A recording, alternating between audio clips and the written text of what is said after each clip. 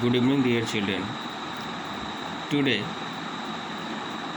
I am going to teach you the very first lesson of Vistos. Its title is The Third Level, written by Jack Finney. First of all, I would like to introduce about the lesson.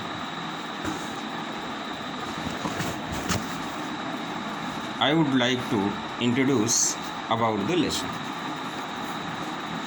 Jack Finney describes how he found himself on the third level. The third level at the Grand Central Station. The rail authorities showed that there were only two levels at the Grand Central Railway Station, but the narrator claimed to have been on the third level. He had seen the old word charms of 1894. His psychiatrist friend called it a waking dream with fulfillment. The third level was a medium of escape for Charlie from the harsh realities of modern life. It provided him a base. He could interweave fantasy and reality there. The narrator Charlie claims that he has been on the third level on the Grand Central Station. The rail authorities swear that there are only two levels at the Central Railway Station.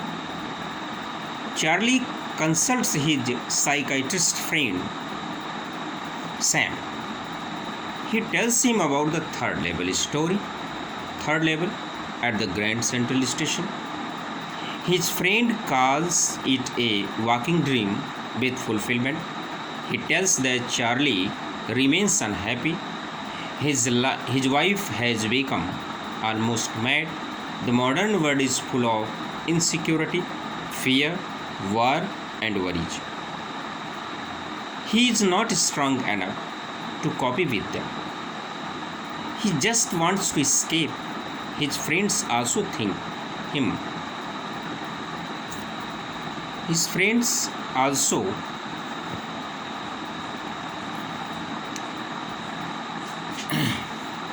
think him as an escapist or as an escapist.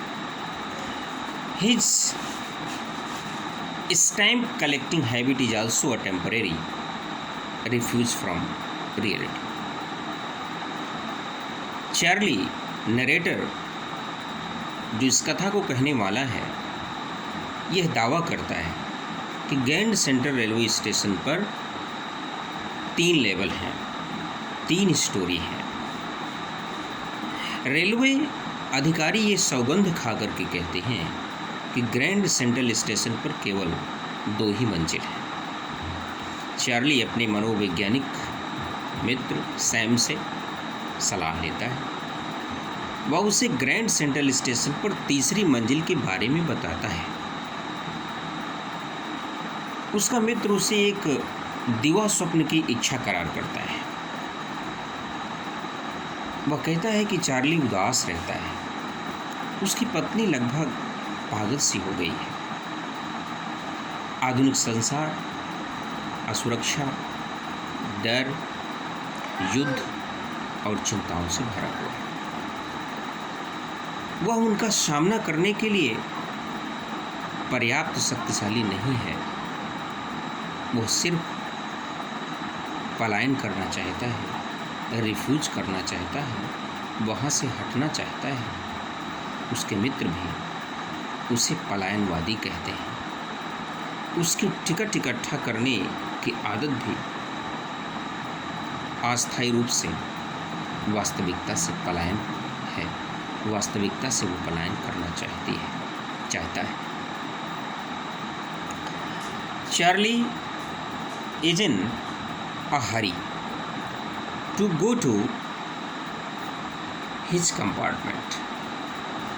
He takes the subway from the Grand Central Station because it is faster than the bus. Charlie अपने flight पर जाने की जल्दी में है। वो grand Central से सुरंग पथ को अपनाता है, एक टनल के रास्ते को अपनाता है, क्योंकि वो बस से अधिक तेज रास्ता उसको घर पहुंचाने वाला है। वह ग्रैंड सेंट्रल के अंदर और बाहर सैकड़ों बार घुसा और बाहर आता जाता रहा है। बार बार वो आता जाता रहा है और वहाँ का वो आदी भी हो गया है। He goes down the steps to the first level, then he walks down to the second level. वो पहले लेवल पर जाता है और फिर दूसरे लेवल पर जाता है। Where the suburban train leaves, जहाँ से स्थानीय ट्रेनें चला करती हैं, लोकल ट्रेनें जहाँ चला करती हैं।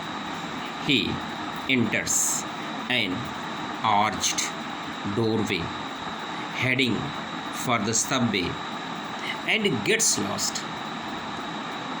वो एक मेहरबान या एक जिसको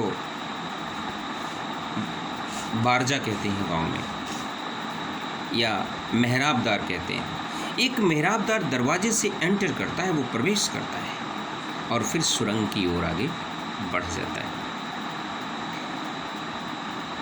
और वो खो जाता है।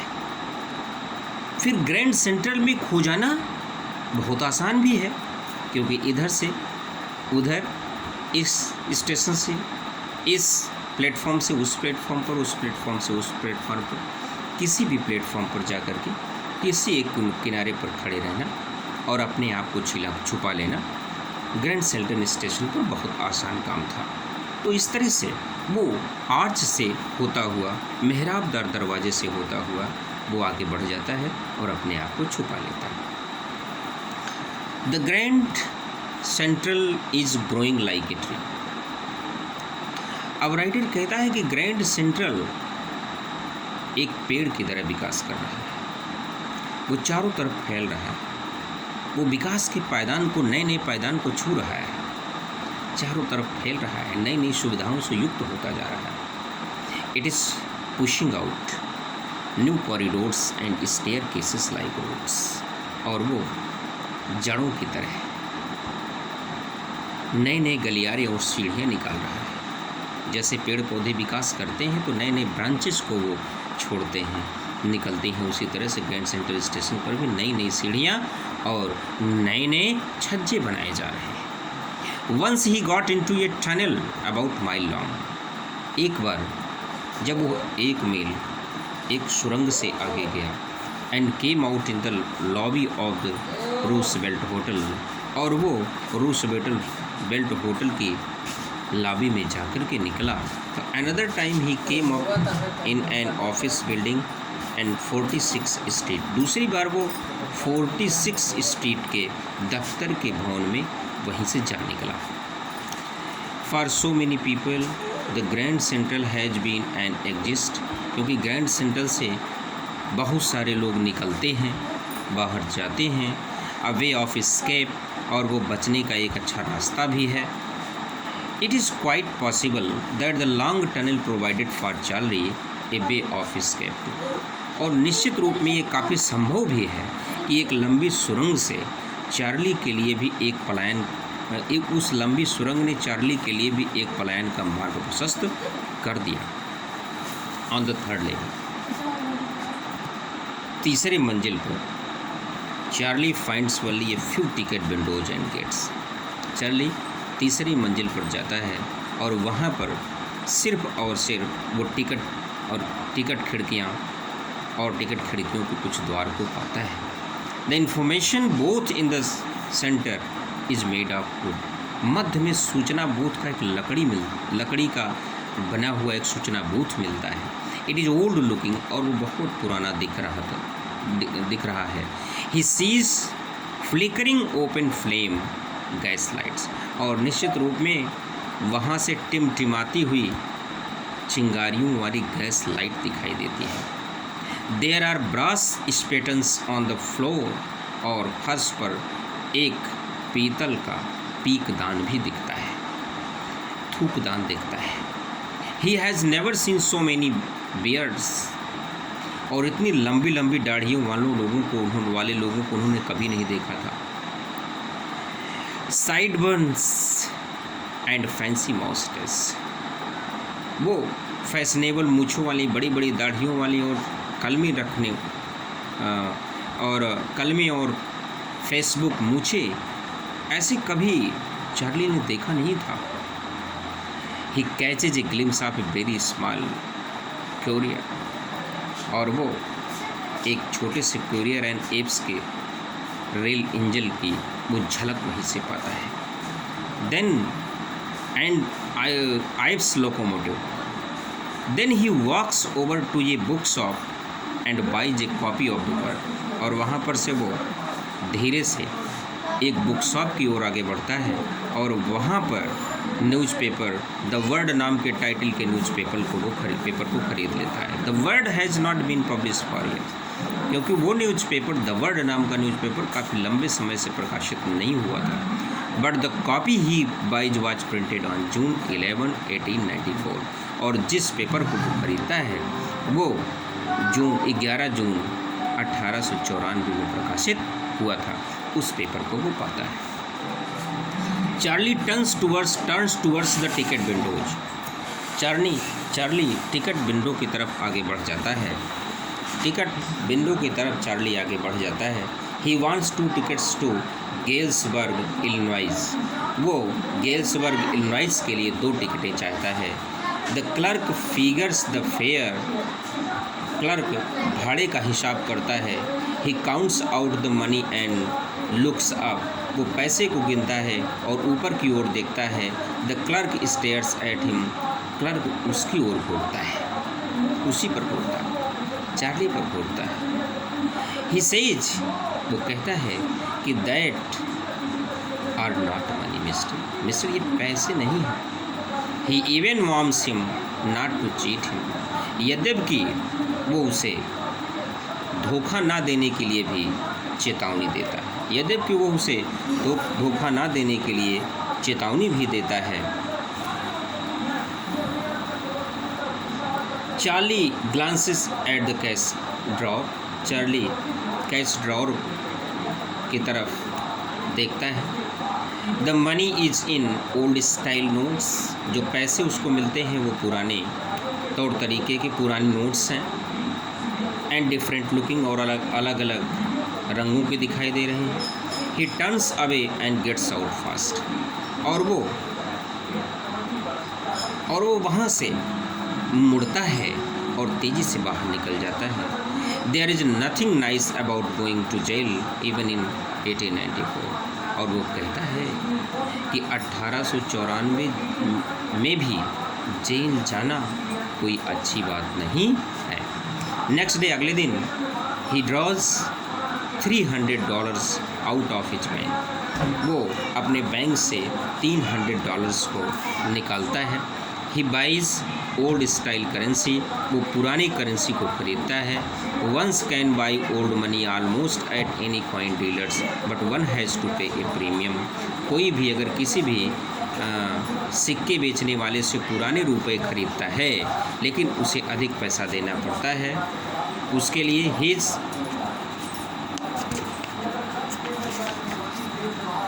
$300 buys less than 200 in old, वो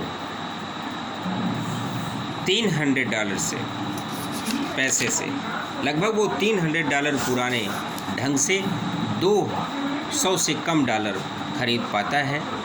but he has never again found the corridor that leads to the 3rd level at Grand, लेकिन वो ग्रैंड सेंट्रल स्टेशन की 3री मंजिल की ओर ले जाता है, उसे दोबारा कभी नहीं मिलता। He has tried after enough Louisa his wife is pretty worried when he tells her all his story, she does not want him to look for the 3rd level any more.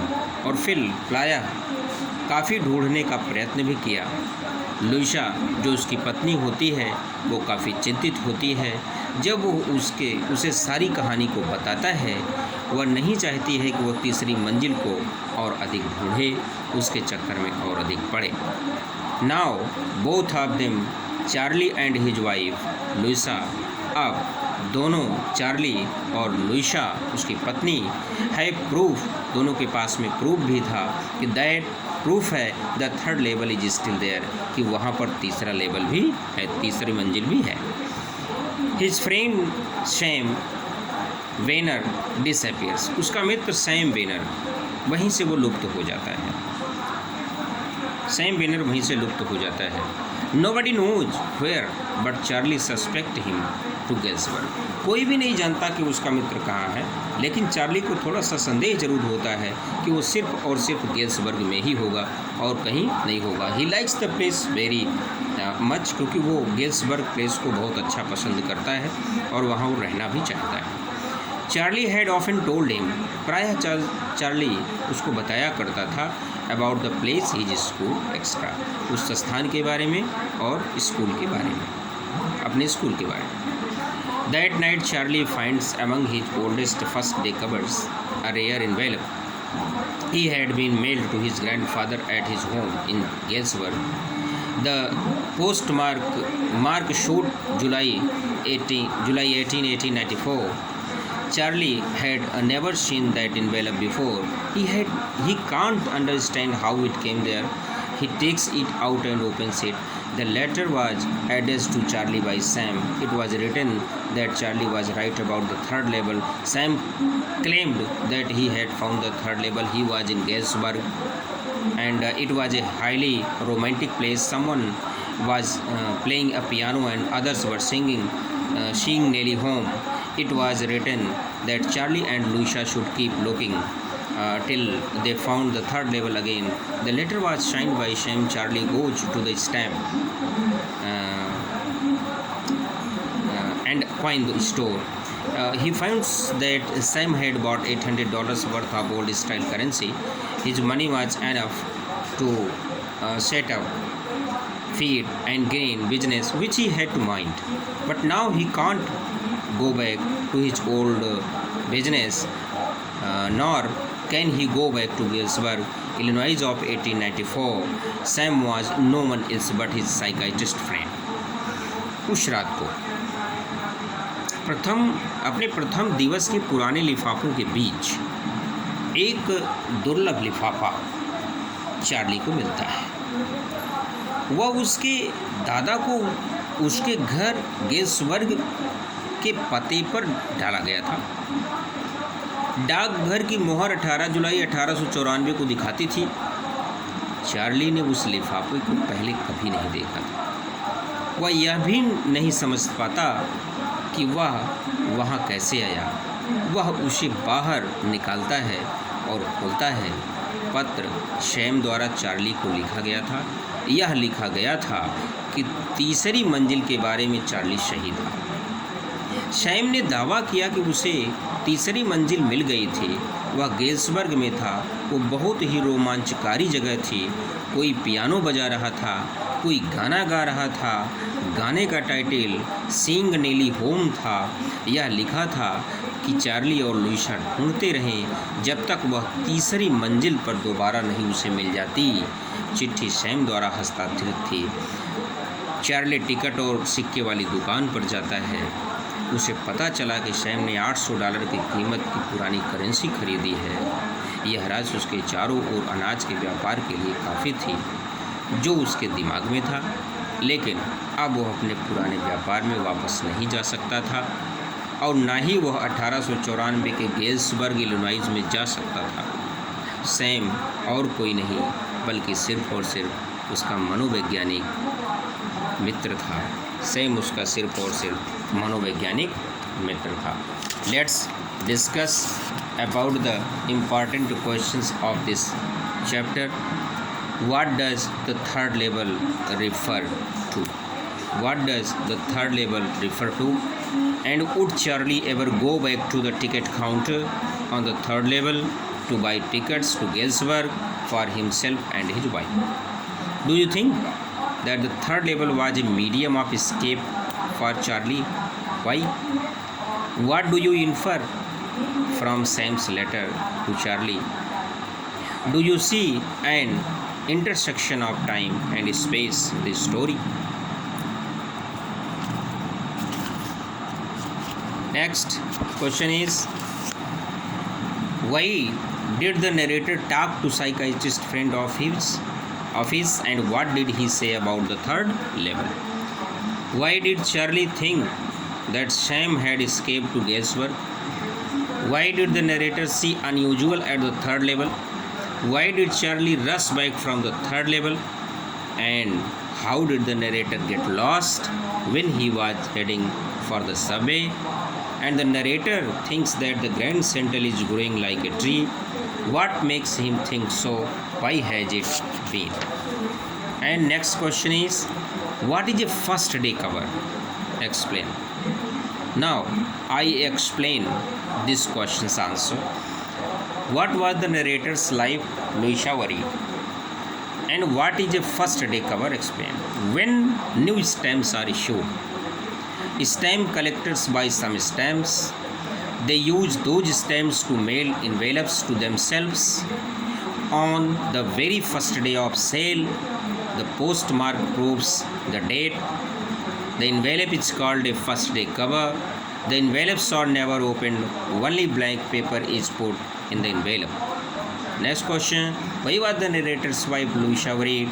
The narrator's wife Louisa was very much worried when he told her the whole story. He told her how he went to the third level for buying 2 tickets to Galesburg, Illinois. He advised him never to look for the third level anymore. She did not want to have any trouble for her husband and for himself for any quarter. Thank you, dear children. Now, tomorrow we will discuss our next topic. Thank you so much. That's all. Good. Have a nice night to you all. Thank you so much. Goodbye.